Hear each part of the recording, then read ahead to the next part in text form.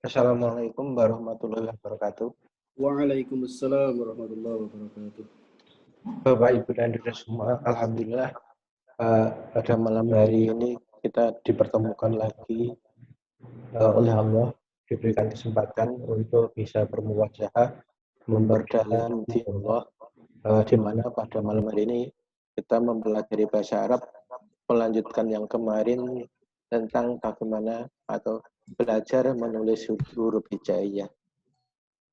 Yang kemarin sudah sampai pada menulis jim hak kho dan ada tandal zal.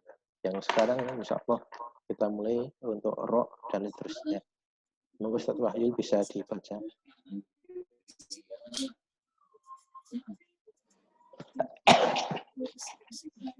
Huruf ro, zain dan wawu ini cara penulisannya serumpun dengan pola bentukan. Kira-kira sepertiga lingkaran searah jarum jam.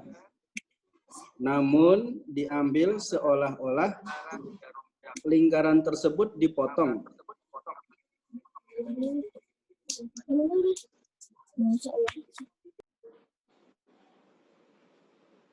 Saya ulangi.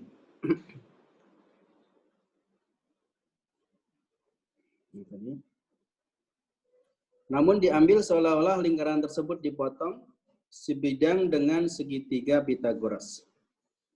Yang membedakan ro dengan zain adalah titik yang berada segaris dengan pola lingkaran kecil.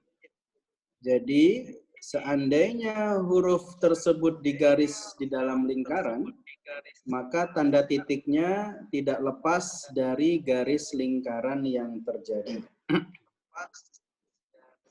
Ro dan zain. Sedangkan huruf wawu, dengan adanya lingkaran di atas garis tengah, yang ditulis searah jarum jam, huruf ro, zain, dan wawu, ini bisanya gandeng hanya di belakang saja. Tidak bisa di depan maupun tengah. Perhatikan contoh berikut. Zumaro,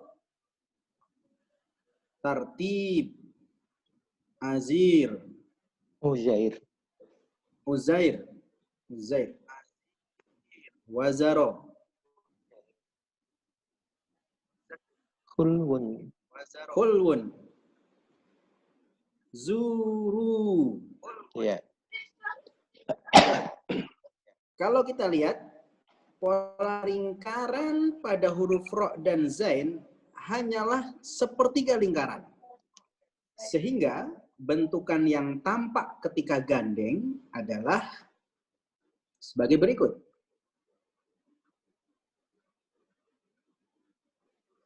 Ro, za, waw. Sampai di sini dulu ada yang perlu ditanyakan. Wah, harus dikasih contoh, Tat. Tadi masih susah ini bacaannya. Oke. Mohon untuk diberi contoh. Terima kasih.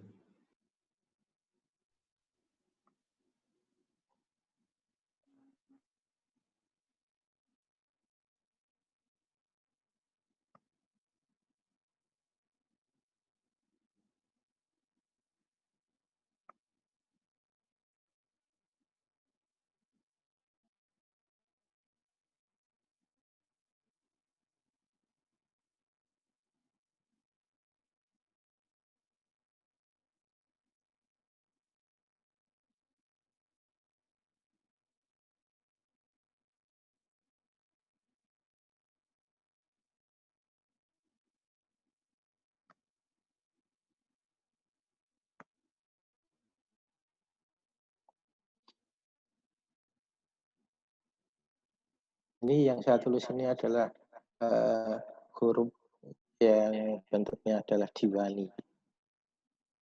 Contoh. Di ro, zain, dan wawu. Kita lihat lingkarannya.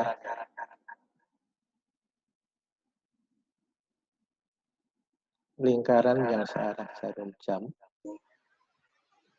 di mana dibagi 3 adalah diambil sepertiga yang bawah. Ini bentuk huruf ro, zain, dan wawu. Kalau kita lihat dari garis mendatar, kemudian ini garis yang bawah, wawu kepalanya di atas, ro dan zain, ini sama, satu identik. Tinggal yang membedakan adalah titiknya. Ro, zain. Tidak gandeng. Atau kalau gandeng, biasanya hanya di belakang. Sebagaimana contoh, sudah di buku sudah ada.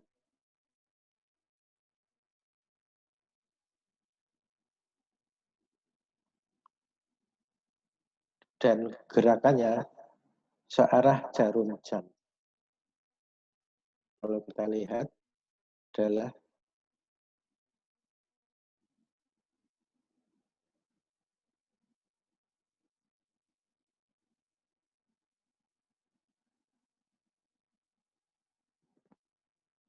kalau wawu berarti panahnya, tanda panahnya ini berikutnya.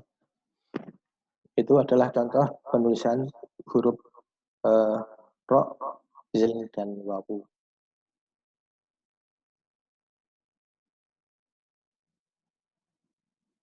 Karena apa? Yang kita perlukan adalah pola penulisan.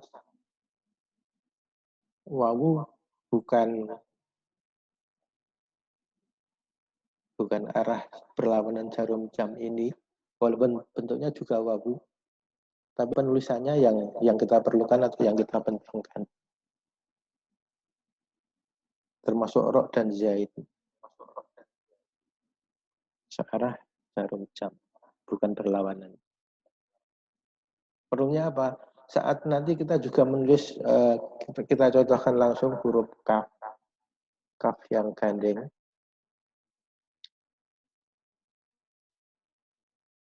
Kaf itu ada, boleh dikatakan, ada 2 macam penulisan. Kalau di depan, seperti ini. Jadi arah yang pertama, arah kedua, untuk kaf. Contoh yang pertama. Contoh yang kedua, yang memakai lingkaran elip, kita taruh segitiga sama kaki di sini. Kemudian kita tuliskan huruf kafnya adalah, jadilah seperti ini.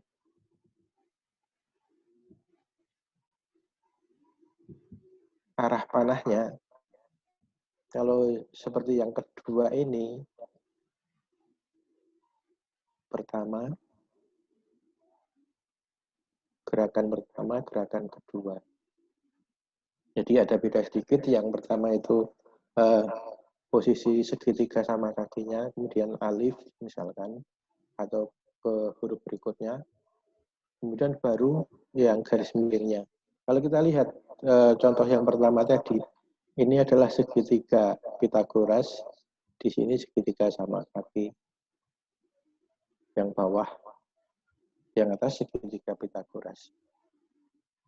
Itu pola penulisan kaf antara contoh 1 dan contoh 2 ada beda sedikit permulaan kita menulisnya.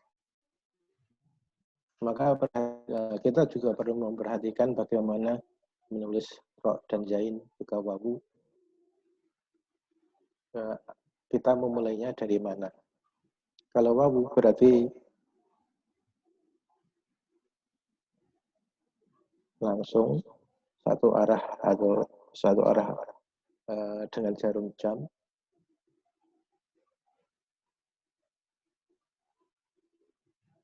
Seperti itu. Kemudian Pak Ayu mungkin masih ada perlu dijelaskan.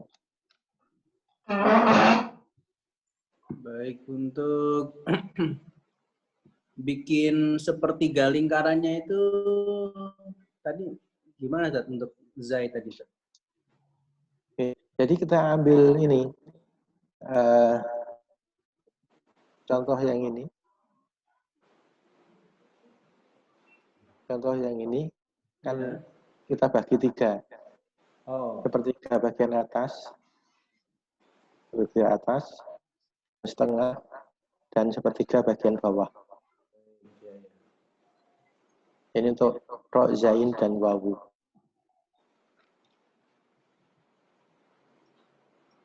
Siap. Oke. Maksudnya bukan sampai di sini. Oh iya. Kan. Tapi cukup sepertiga. Sebidang sepertiga. Dan bukan lingkaran penuh. Kalau zai dan ro di bawah garis datar ya. Kalau wawu kepalanya di atas garis datar ya. Iya. Kalau ro dan zain mulai dari garis. Mulai dari garis, baik. Yang titiknya yang di atas garis. Oke. Namun yang zain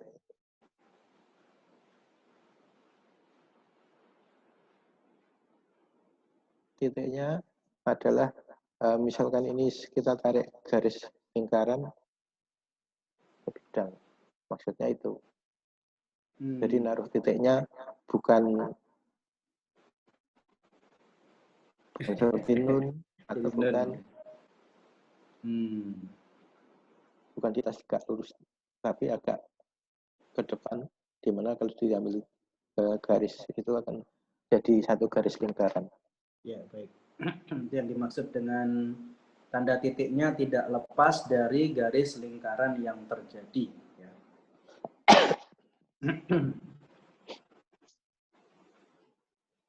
Mungkin ada lagi.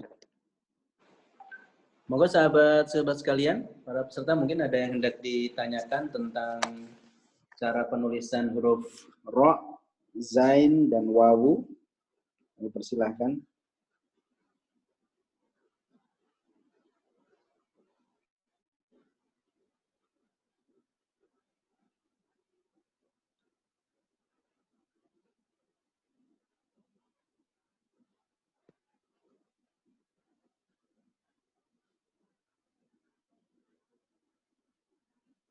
Jadi misalkan kita menulis diri, zalnya adalah segitiga sama kaki, kemudian kafnya itu kita mulai dari 1, 2, baru 3.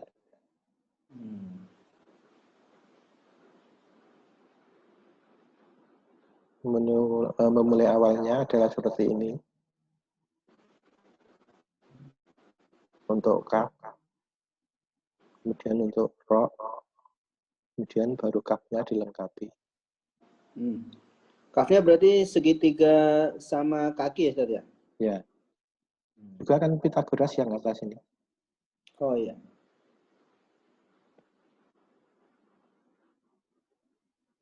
Jadi ini adalah contoh seperti yang kita contohkan awal. Iya. Oke. Segitiga sama kaki yang bawah, Pitagoras yang atas.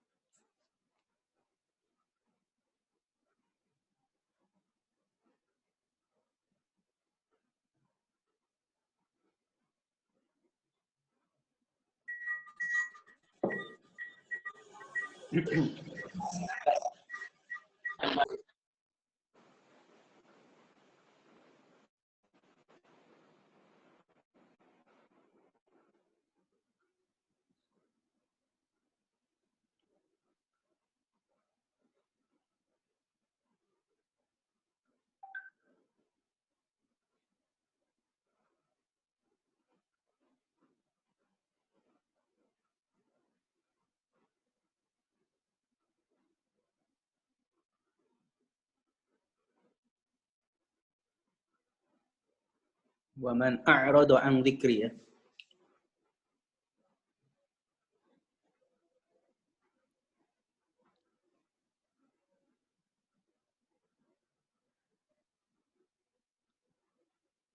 Kalau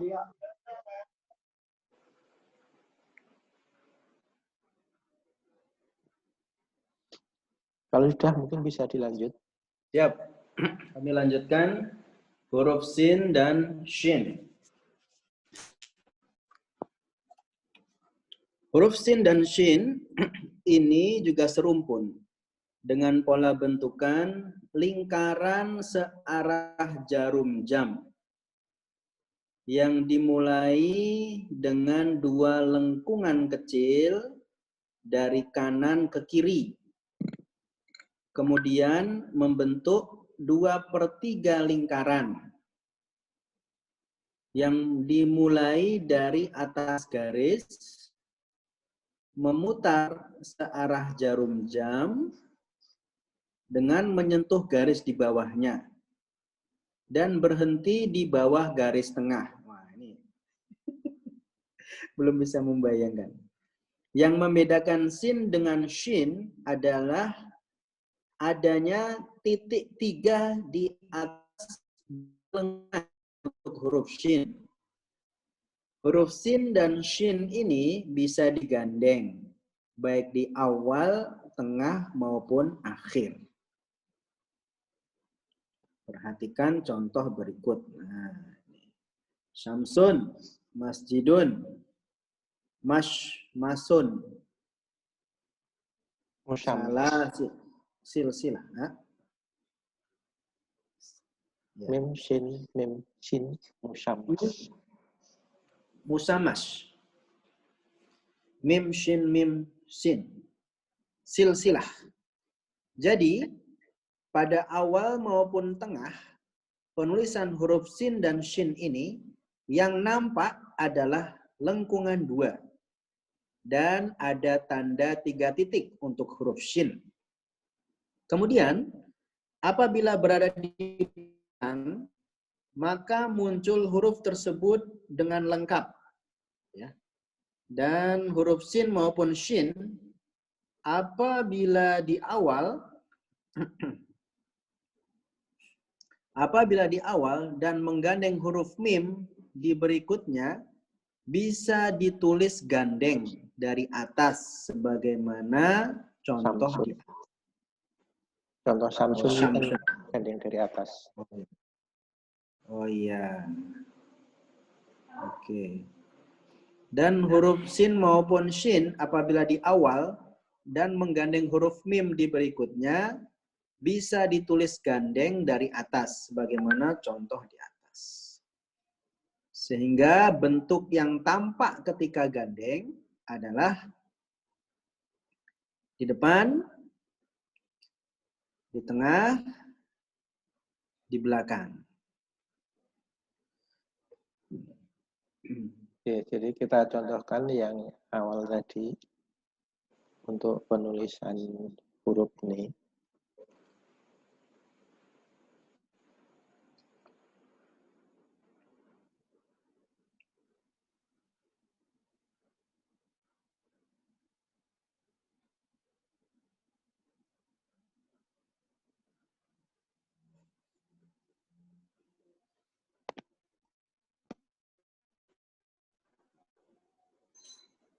Misal ini garisnya, shin yang kepala utama, di mana jarak ini adalah misalkan 1 titik, di sini berikutnya adalah 2 titik di atas garis. Kemudian lengkungan yang besar di bawah sampai menyentuh garis yang bawahnya tidak melebihi garis yang di atas tadi. Kepalanya di atas, 1 bagian, kemudian 1,5 atau 2 bagian jaraknya, kemudian baru lingkaran di bawahnya. Shin membedakan adalah titiknya.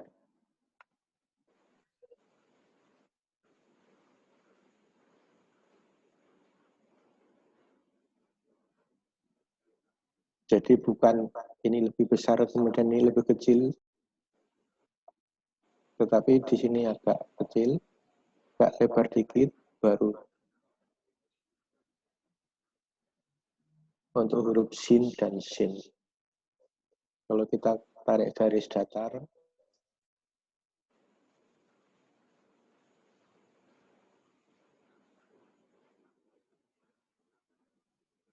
demikian Pak Il. Oke. Untuk bikin lengkung 2 yang di depan itu patokan yang dipakai apa, Zat? Lingkaran juga ya? Ya, lingkaran namun kalau kecil. Kecilnya yang utama itu adalah atau yang kita perlu perhatikan lebarnya ini, lebar yang pertama. Misalkan ini kita hitung 1, maka berikutnya adalah sekitar 1,5 atau 2. Kemudian baru lingkaran besar.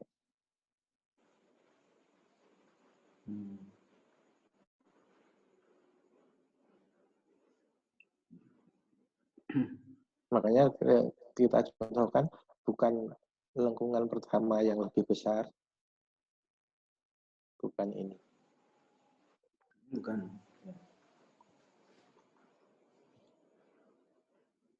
Demikian penulisan sin maupun shin. Ada lagi yang perlu ditanyakan dari ini.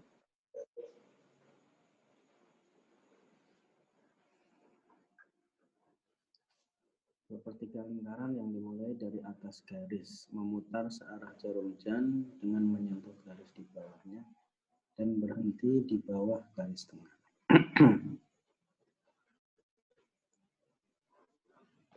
Kalau sudah bisa kita lanjutkan berikutnya untuk short dan dot. Siap. Kami bacakan. Huruf short dan dot ini seruput dan mempunyai dasar 3 bentukan, yaitu bentukan 1, 2, dan 3.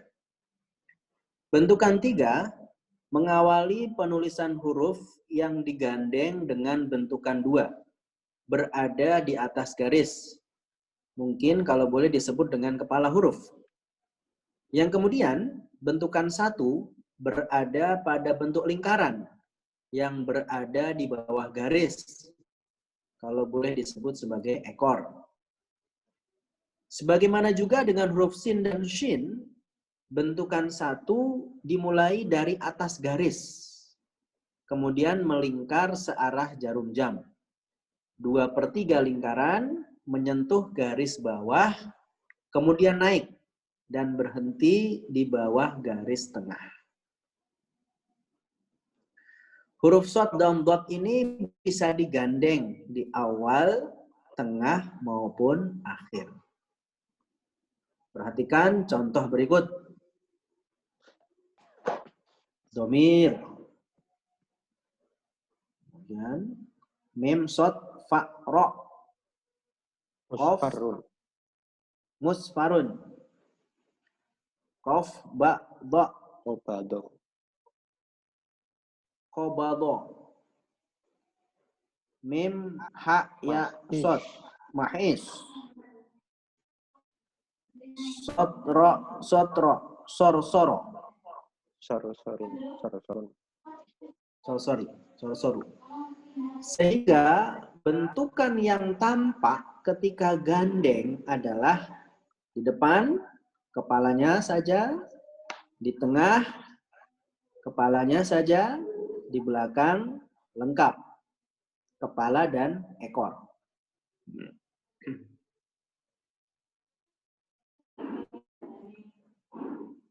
Kita ke contoh.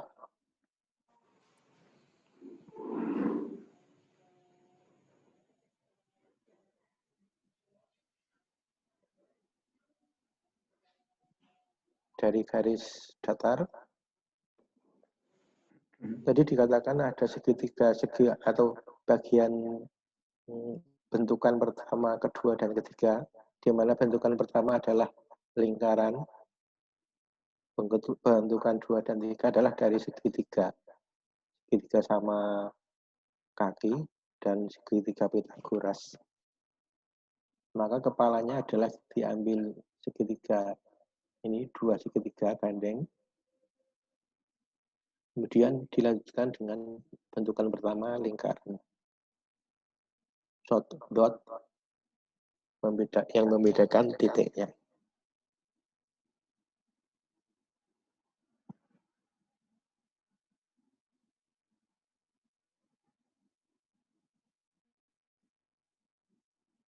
Yang dimaksud tadi adalah seperti itu.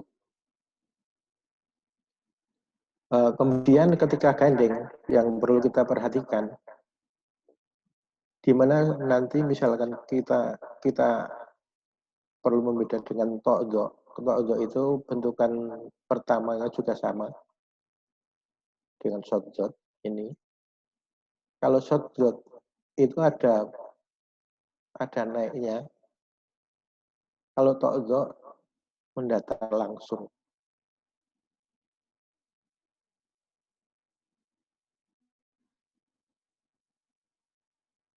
Itu yang perlu kita bedakan.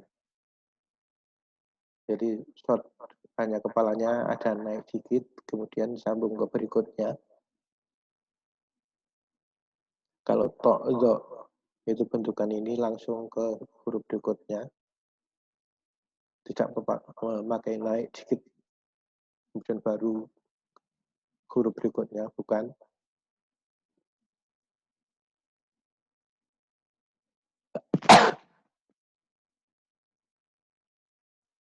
Jadi short itu sebenarnya juga satu rumpun yang membedakan tadi adanya lingkaran atau setengah 2/3 lingkaran di bawah. Kalau tokzo tidak begitu. Tokzo itu dengan garis tegak di atas. Sedangkan kepalanya atau awalnya short dot tokzo adalah identik. Kemudian tadi cara penulisan ketika kita menyambung, kalau menulis short jangan lupa ada naiknya sedikit dulu.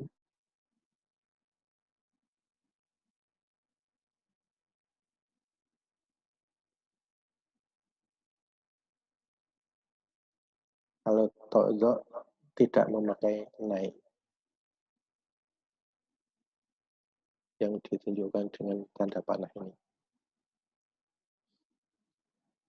Demikian Pak Yul dan Bapak Ibu Saudara semuanya. Mungkin masih ada yang perlu ditanyakan dari penulisan short dot tokzo.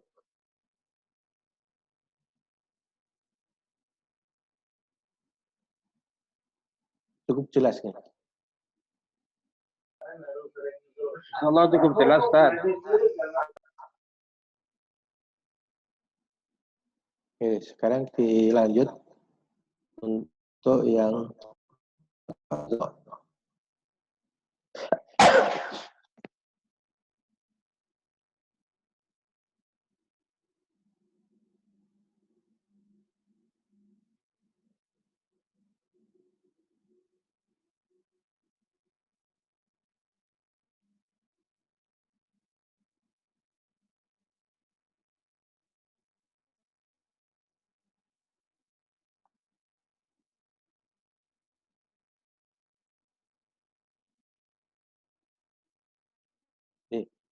untuk tokzo, kalau kita lihat untuk yang bundelnya tadi adalah bentukan 2 dan 3. 2 dan 3 itu segitiga Pythagoras dan segitiga sama kaki. Kemudian bentukan 5, bagaimana yang contoh di atas itu adalah garis tegak. Maka tokzo ini polanya yang dipakai adalah bentukan 2, 3, dan 5. Maksudnya adalah seperti itu. Sedangkan contohnya sebagaimana yang saya contohkan tadi, ketika menulis, kita lihat do lama, dot, kemudian lam, itu langsung tidak ada bentukan naik sedikit seperti pada short, tidak. Atau pada dot, tidak. Kemudian tolhah, lamha. Ini contoh do yang di awal. Kemudian yang di tengah ada li'un. Ada walidun. Walidun itu untuk di belakang, dan wasato itu untuk tok yang di belakang. Sehingga bentukan yang ketika di depan adalah seolah-olah sama huruf itu sendiri, huruf utuh. Kalau di tengah juga seperti utuh, hanya ada penghubungnya. Di belakang ada penghubung di bagian depannya karena dengan huruf yang sebelumnya, kemudian kembali pada huruf yang asalnya. Itu tok.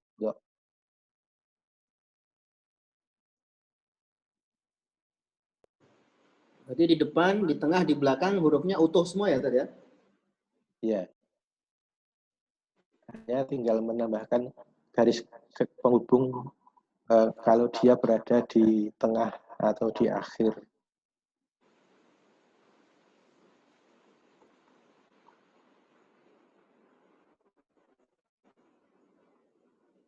Jadi ini masih ada yang perlu ditanyakan, silakan. Contoh di depan itu dolama, tolhah. Kemudian contoh di tengah ada mutulekon.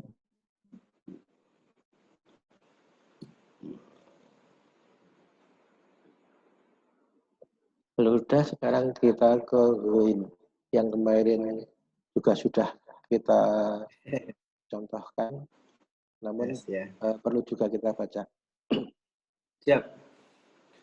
Huruf Ain dan Ghain ini juga huruf yang serumpun, yang dibedakan dengan tanda titik. Berasal dari bentukan pola yang sama, yaitu lingkaran yang berputar berlawanan dengan arah jarum jam. Yang perlu diperhatikan saat menulis, lengkungan atas, kalau boleh disebut sebagai kepalanya, adalah sebelah kiri segaris tegak lurus dengan punggung lengkungan. Ulangi. Yang perlu diperhatikan saat menulis,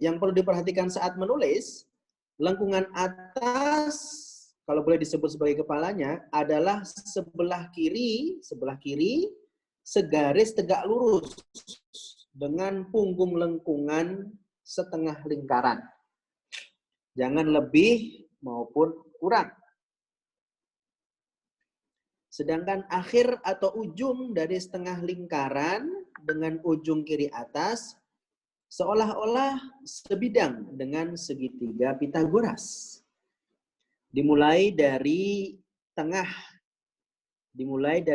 garis atas dan garis tengah, membuat lengkungan yakni kepala. Kemudian dilanjutkan dengan setengah lingkaran dari atas garis tengah, naik sedikit, memutar berlawanan arah jarum jam, membentuk garis bawah, menyentuh garis bawah dan naik sedikit. Wah, ini gimana nih, Tad, realisasinya? Yeah. Adapun huruf Ain dan Ghain ini bisa digandeng di awal, tengah maupun belakang. Kan diulang yang contoh kemarin tuh ya. Oh, ini ya. satu garisnya, garis datar. Ini garis tegaknya. Oh ya. Kemarin kan gini. Ya. Kalau ini kita tarik garis adalah seperti segitiga.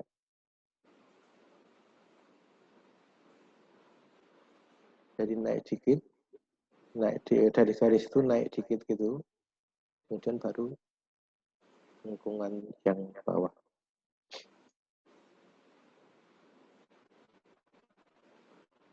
Itu di atas garis ya tadi ya? Ya. Lengkungan kecil di atas garis. Untuk kepalanya di atas garis. Kepala di atas garis ya.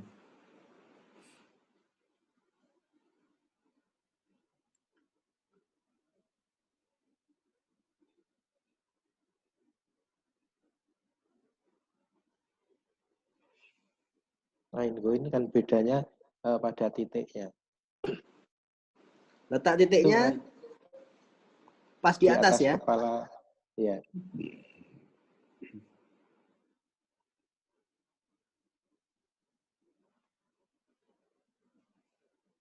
Sudah cukup?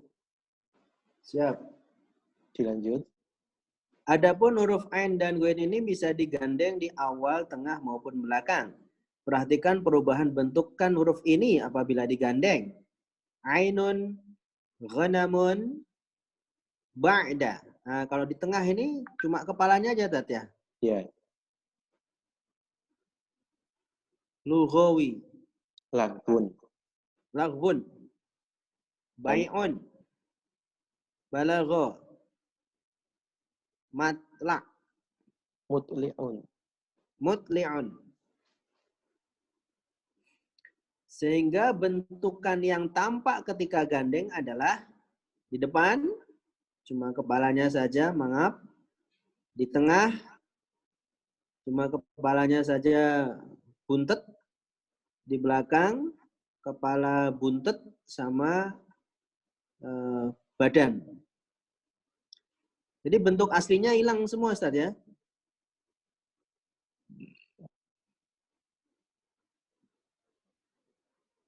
Ya, dan ini kan campuran. Kalau pengen kembali bentuk aslinya ya ketika dia sendiri atau semacam dari di depan dan belakang.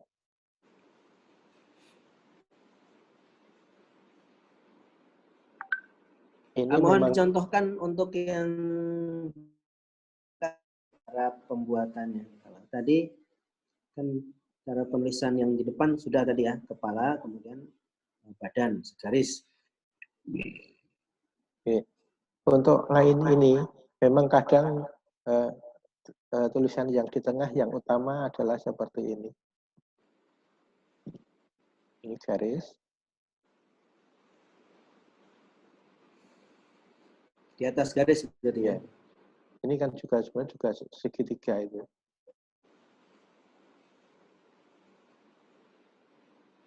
Segitiga sama kaki. Kemudian ketika di belakang ada yang kepalanya memakai ini atau seperti ini. Kadang juga dimunculkan ketika disambung agak bawah jadi seperti ini. Jadi nyambungnya di bagian semacam di leher.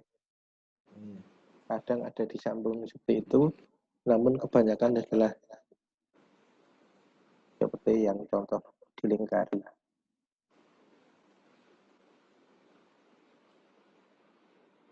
Jadi misalkan seperti yang contoh kotak juga boleh. Hanya menggandengnya adalah di bawah leher dari bentukan ini. Bisa difahami ini? Bisa, tinggal latihan aja nih. Baik, dari Pak Ngateman, silakan. Saya aktifkan dulu Pak Ngateman. Oke, monggo. Silakan Pak Ngateman, kalau mau disampaikan.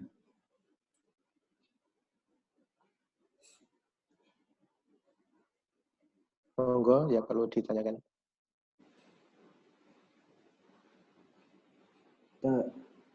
Kepencet tadi mungkin.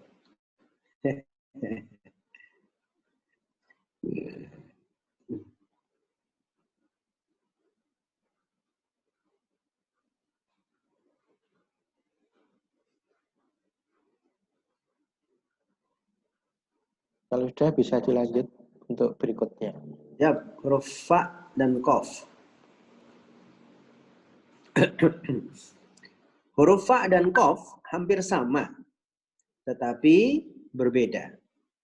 Kalau sekilas, seolah-olah hanya beda titik 1 dengan titik 2. Seolah-olah hanya beda titik 1 dengan titik 2. Padahal sebenarnya huruf fa itu memakai pol lingkaran kecil disambung dengan pola dasar 3, yakni elips. Dengan lingkaran menempel di atas garis tengah, dibentuk memutar searah jarum jam. Dilanjutkan dengan bentukan 3, yakni elip, sedikit di bawah garis tengah, dan berakhir sebelum menyentuh garis tengah. Sedangkan huruf Qaf awalnya sama dalam membentuk lingkaran. Dilanjutkan dengan lingkaran setengah garis bawah dan berakhir sebelum kembali sampai garis tengah. Bisa difahami ini. Harus dikasih contoh. Ya.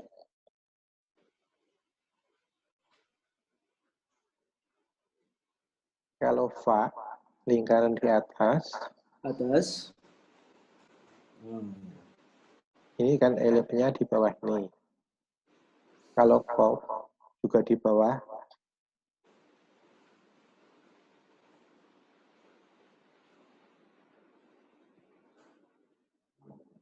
Fa itu elip, kalau qaf lingkaran.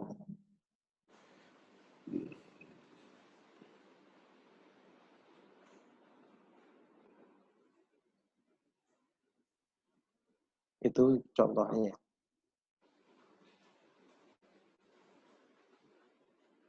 Bisa difahami nggih? Searah jarum jam semua ya? Ya.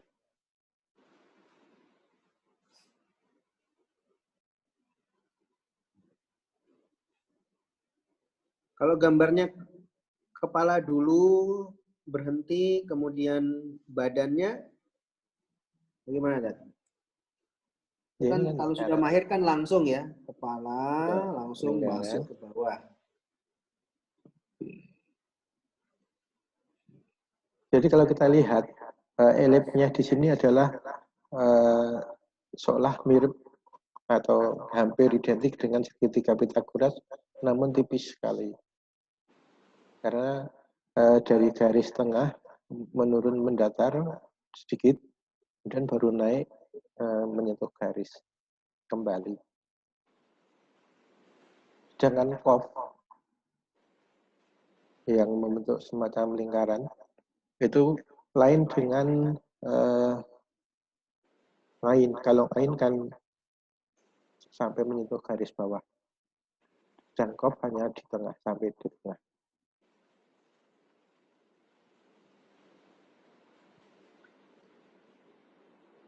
Itu maksudnya. Ya. Jadi kalau nulis qaf, misalkan ini satu garis yang di bawah, ini garis tengah, bukan seperti ini, namun cukup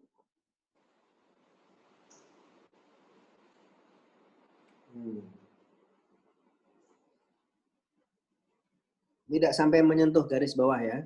Iya. Iya.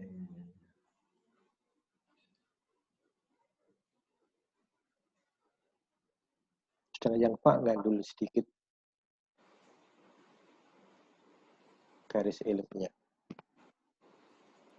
Tidak menyentuh garis bawah juga.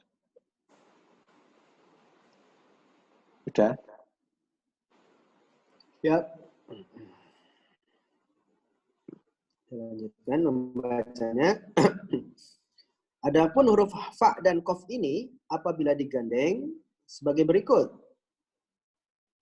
Ini susah nih bentuknya nih. Fak, kul, Fakun. fakun, kul, lafzun, lakotun, Lakoto. lakoto, latifun, rokikun. Itu bukan latifun. Kalau latifun itu pakai ya, baru Oh, latifun. iya. Apa ini, Dad? Iya, latofa itu aja. Latofa. Ini fakun, kul, lafzun, tadi, lakoto, Ya. latofa, rokikun. Sehingga bentukan yang tampak ketika gandeng adalah di depan kepalanya saja, tanpa di sini nggak kelihatan elip sama lingkarannya ya, hanya kelihatan kepalanya saja. Kemudian di tengah sama juga lingkaran saja kepala. Nah, ketika di belakang baru tampak ada kepala elips untuk fa, kemudian ada kepala lingkaran untuk kof. Oke. Sudah bisa dipahami gitu tadi nggak? Ya, harus Kalau latihan. sudah, kita lanjut untuk kaf yang saya yakin kalau kita belum membaca ini antara kaf dan lam adalah sama, Iya. hanya yang membedakan tanda Hamzah. kafnya. Itu pun Bapak Ibu dan Saudara menulisnya hamzah bukan kaf. Iya. Kita perhatikan tanda kaf di sini kan ini yang adalah huruf hijaiyah dari komputer asli. Kan bukan huruf hamzah atau itu. Bukan. Nah, tapi huruf kaf pada Kecil ya. Ketika kita akan menulis huruf kaf gandeng, maka adalah seperti itu. Mari kita baca untuk uraiannya. Huruf kaf dan lam ada kemiripannya, yaitu ketika dalam keadaan sendirian sama-sama dimulai dengan pola 5, yaitu garis tegak. Namun selanjutnya ada perbedaan, karena huruf kaf itu dari garis atas turun ke garis tengah, kemudian mendatar, dan ditambahkan huruf kaf kecil di atas garis datarnya. Jangan keliru, itu bukan huruf hamzah. Sedangkan huruf lam, setelah sampai di garis tengah, lalu disambung dengan pola 3, yaitu elips ya. Di bawah garis tengah sedikit, dan kembali naik sampai di bawah garis tengah. Nah ini, bayangkannya belum bisa nih. Sedangkan huruf lam, setelah sampai di garis tengah, lalu disambung dengan pola 3. Di bawah garis tengah sedikit, dan kembali naik sampai di bawah garis tengah. Huruf kaf dan lam bisa digandeng di awal, tengah, maupun belakang. Adapun huruf kaf apabila gandeng di awal, tengah, maupun belakang, perhatikan contoh berikut. Nah, dikasih contoh dulu, kaf dan lam. Kaf dan lam ini garis ini garis datarnya. Tadi dikatakan pola 5 adalah garis tegak. Kalau kaf itu kemudian kita ambil elip, dasarnya elip, dan tanda kaf kecil. Kalau lam dari garis datar, kemudian ini seolah-olah segitiga Pythagoras. Oh.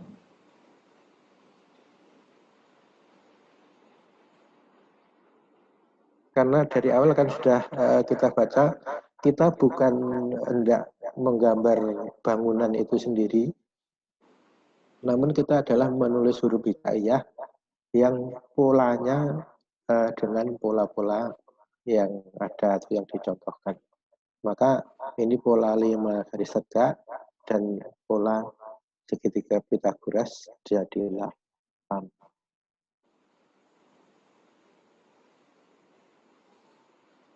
Sedangkan kaf ini garis datar ini bukan itu, namun kan melengkung di mana ini diambil dari elip, dasarnya elip. Kemudian di atasnya ada tanda kaf kecil, bukan huruf hamzah. Demikian contohnya atau contoh penulisannya. Bisa difahami nih? Bisa. Atau yang perlu ditanyakan? Silakan kalau ada yang hendak bertanya.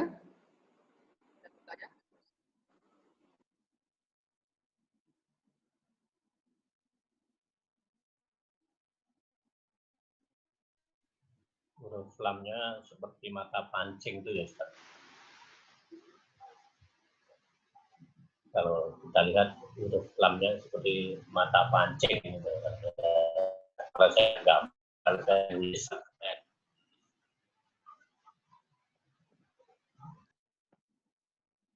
Ya kalau pulpen kita bisa untuk nulis tebal tipis memang seperti ini, bisa seperti mata pancing.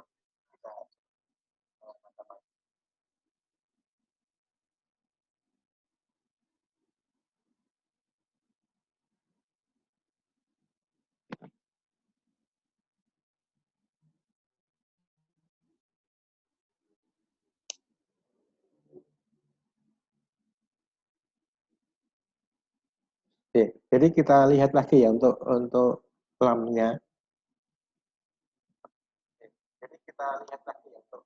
Kalau kita lihat sekilas, misalkan tadi seperti mata pancing pas, itu bukannya kita menulis kaf ini kemudian tidak ada tanda di mana ini kita ambil dari elip, ini bukan seperti itu. Namun adalah ini ada kemiringannya.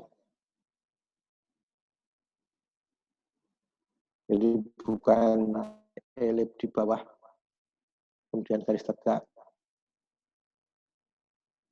bukan seperti ini. Beda dengan kaf. Kalau kaf itu garis datar ataupun elip kecil, namun berada di garis.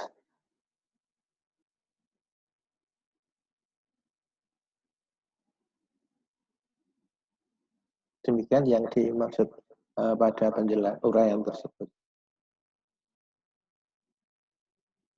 Bisa difahami.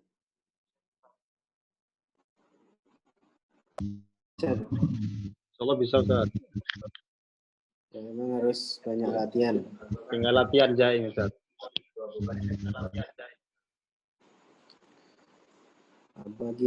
Bagian tengahnya nih agak susah nih. Adapun huruf kaf apabila gandeng di awal, tengah maupun belakang, perhatikan contoh berikut. Kafala, fataro, falaka. Nah, ini falaka. Kasaro, syakaro, syarika. Sedangkan huruf lam apabila gandeng di awal, tengah maupun belakang, misalnya sebagai berikut. Laisa, salamun, mislu, salima, mislu, labisa, khilal, lamasa. Sehingga bentukan yang tampak ketika gandeng adalah di depan, lam, ka, di tengah. Ini nggak susah ini. Ini juga mendatar ya tadi ya, antara lam dengan kaf ya, garis tegak kemudian mendatar. Garis di tengah dan di belakang. Di belakang tampak sempurna sebagaimana dia huruf berdiri sendiri. Depan dan yang di tengah ini yang perlu kita mendapatkan contoh. Oke, yang kalau lam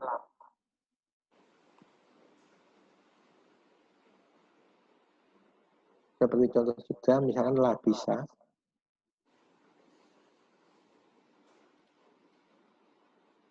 bisa. Kalau di tengah,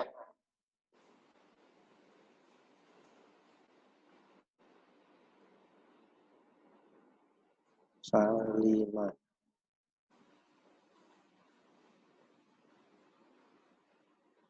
Yang mudah dulu untuk lamnya.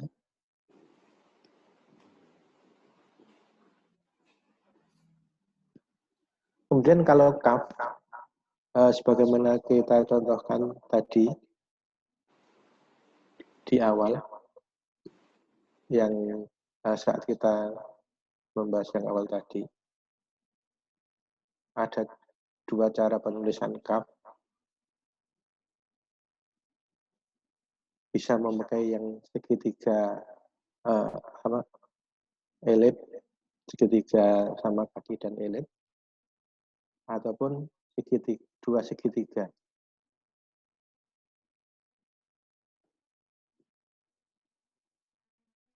Adapun penulisannya, yang awal adalah segitiga sama kaki dulu, pertama. Kemudian yang segitiga Pythagoras, ini adalah kedua. Bukan ini, tetapi kalau dilihat, ini penulisan pertama, kemudian penulisan kedua adalah garis miringnya.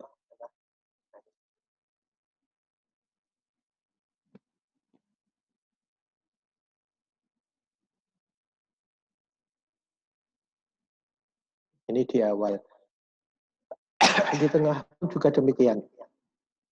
Kita lihat dari awal ke huruf yang sebelumnya, kemudian naik untuk segitiga sama kakinya, naik, kemudian turun, kemudian menuju ke huruf berikutnya, baru kita tambahkan untuk yang di atas, garis di atas.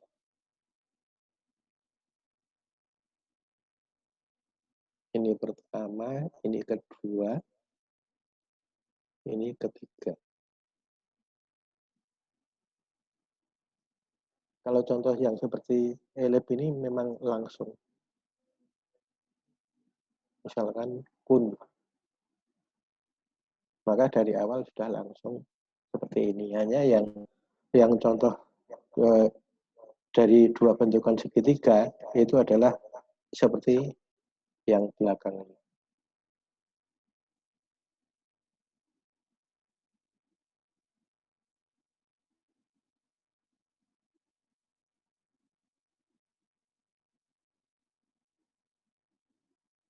Jadi kalau kita lihat, kalau sebagai contoh yang di dalam lingkaran, kaf di awal maupun di tengah hampir identik. Dimulai dengan garis miring yang bawah dulu atau bentukan segitiga yang bawah, kemudian baru garis atas dengan semacam bentukan dari segitiga Pythagoras.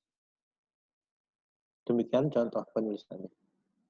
Mungkin ada perlu ditanyakan dari penulisan kaf dan lam ini. Terutama yang di tengah tadi, Tat. Mulainya dari mana, Tat? Kalau di depan kan mulai dari segitiga yang bawah untuk huruf kaf. Oke. Untuk yang elip, kalau yang elip berarti dimulai adalah garis bawah.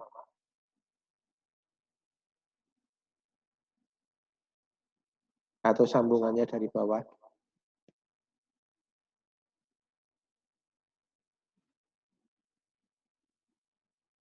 Dari huruf sebelumnya, kemudian langsung bentukan ini.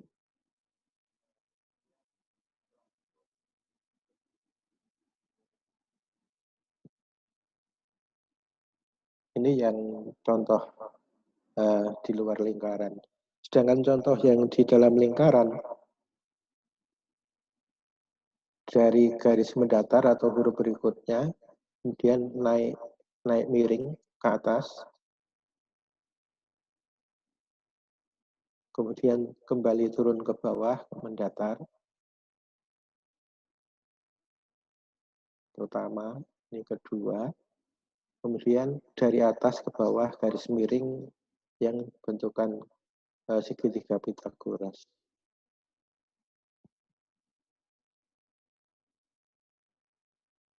Bisa dilihat ya. Bisa, tampak. Misalkan kita menulis sakaro.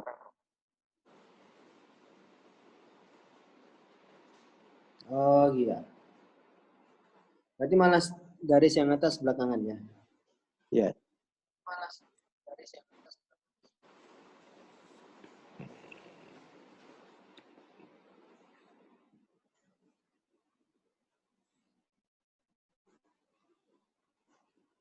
Sudah bisa dipahami.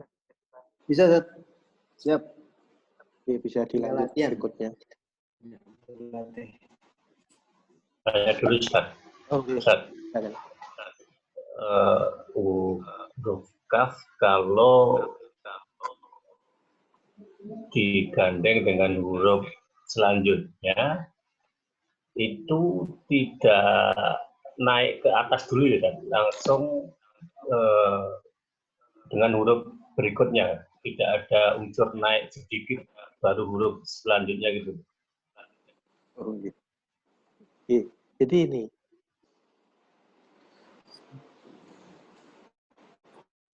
naik sedikitnya di sini.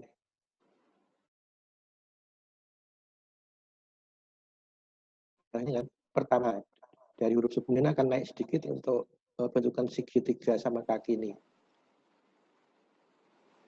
Jangan sampai keliru arahnya, kafnya seperti ini.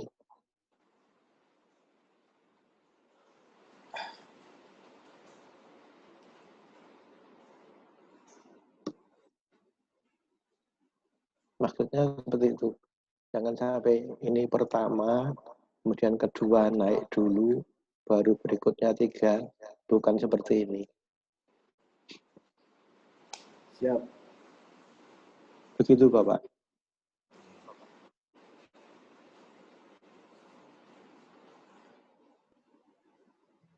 Baik. Ada lagi mungkin yang hendak disampaikan, Bapak dan Saudara sekalian, para peserta yang saya hormati? Seperti tulisan syakaro itu tadi, Ustaz. Oke. Huruf kaf disambung dengan ro.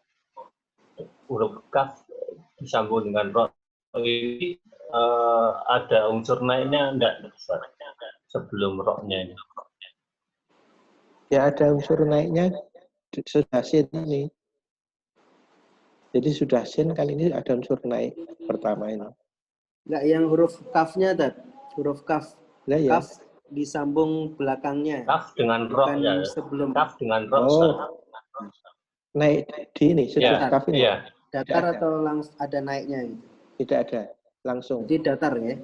Ya. Datar ya. Iya. Lain dengan short dot tadi.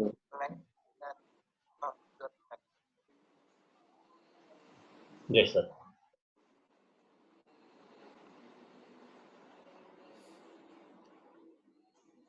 Kalau sudah bisa dilanjut. Udah jam 9, Ustaz? Oh iya. Tadi udah cukup banyak tadi ini. Aduh.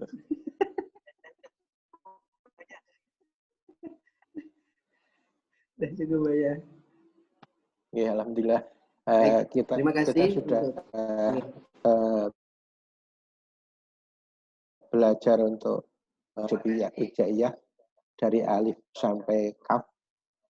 Masih ada mim, nun, wawu, hamzah, dan ya. Insya Allah bisa kita lanjut waktu mendatang. Namun yang perlu Bapak Ibu Saudara perhatikan cara penulisannya. Seperti kaf tadi bukan dari bawah langsung garis miring yang di atas itu dari bawah ke atas, bukan. Garis kaf, garis yang di atas itu adalah penulisannya dari atas ke bawah.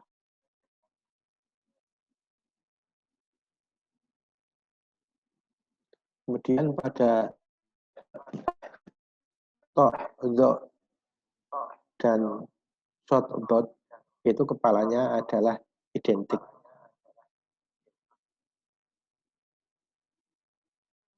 Kemudian juga pak kof itu bukan serumpun, serupa tapi tidak sama.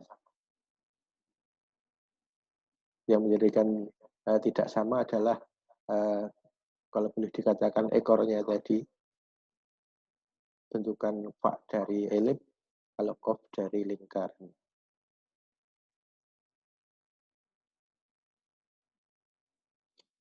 Demikian yang perlu kita perhatikan.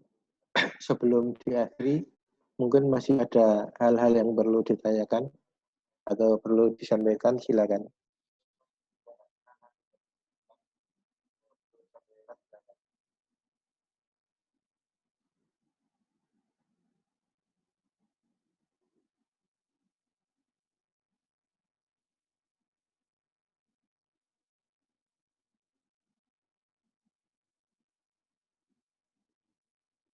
Monggo.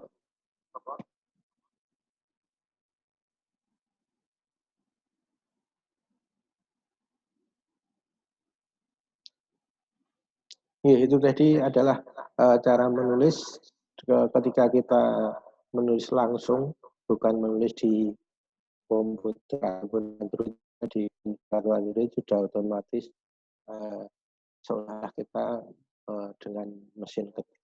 Sedangkan kalau kita perlu menulis langsung, tidak ada alatnya atau tidak ada komputer maupun HP atau Android, kita menulis di kertas, atau saat kita mengajar pada anak-anak TPA, anak-anak SD, SMP, dan seterusnya, saat kita menulis di papan tulis dengan kapur atau dengan whiteboard, supaya diperhatikan kaidah-kaidah pola dasar huruf hijaiyah bagaimana yang sudah kita bahas seperti tadi.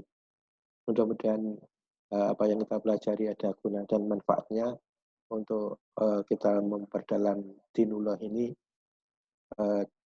Juga Allah berikan kemudahan bagi kita sehingga saat menulis pun juga dengan indah, tidak asal-asalan. Demikian untuk malam hari ini kita cukupkan sekian. Mari diakhiri. Alhamdulillahirabbil alamin. Allahumma wa bihamdika asyhadu an la ilaha illa anta astaghfiruka wa atubu ilaik. Assalamualaikum warahmatullahi wabarakatuh. Waalaikumsalam warahmatullahi wabarakatuh.